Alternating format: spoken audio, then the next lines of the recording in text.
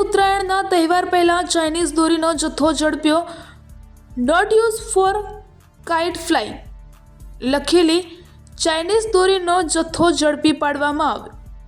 કપડવંજના સાલ્વી પાટિયા પાસેથી આઈસરમાં લઈ જવાતો ₹4.18 લાખના ચાઇનીઝ દોરીના 1674 ફિરકા સાથે બે ઇસમોને ઝડપી પાડ્યા. ઉત્તરાયણ પર્વ નજીકના દિવસોમાં આવવાનો છે ત્યારે પ્રતિબંધિત ચાઇનીઝ દોરીનો વેપલો શરૂ થયો છે.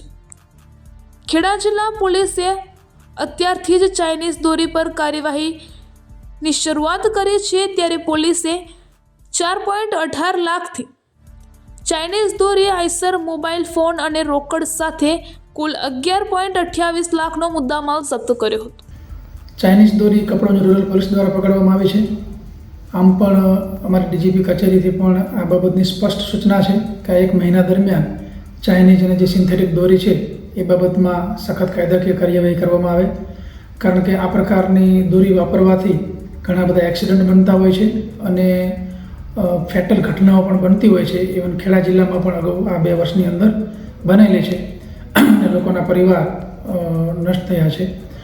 તો આ બાબતે અમે ખૂબ સક્રિય હતા અને ગઈકાલે જ્યારે અમારી કપડવંજ રૂરલ પોલીસની ટીમ વોચમાં હતી ત્યારે આ પ્રકારની એક આઈસરને ચેક કરતા એની અંદરથી ટોટલ 1674 નંગ ફિરકી કે જે ચાઇનીઝ દોરીની છે અને એ આઈસરમાં ડ્રાઈવર અને અન્ય આરોપી ટોટલ 2 વ્યક્તિ મોહમ્મદ સિદ્દીક મલેક અને મોહસિન ખાન પઠાણ આ 2 વ્યક્તિને પકડી અને તપાસ કરવામાં આવી રહી છે.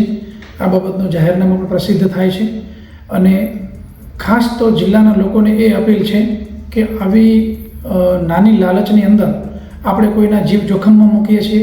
આ પ્રકારની ચાઇનીઝ અને સિન્થેટિક દોરીથી પતંગ ઉડાડવાને કારણે બીજા જે રાહદારી હોય છે, ખાસ કરીને બાઇક ચાલક હોય છે, એ લોકોના ગળામાં જ્યારે દોરી ભરાઈ જાય ત્યારે એને મૃત્યુ સુધીના બનાવ બનતા હોય છે અથવા તો ગંભીર અકસ્માત બનતા હોય છે અને એનો આખો પરિવાર રઝળી પડતો હોય છે. તો એક માનવતાવાદી અભિગમ દાખવી અને રાષ્ટ્રના એક જવાબદાર નાગરિક તરીકે પોતાની ફરજ નિભાવી આ પ્રકારની દોરીનો ઉપયોગ ટાળવો જોઈએ.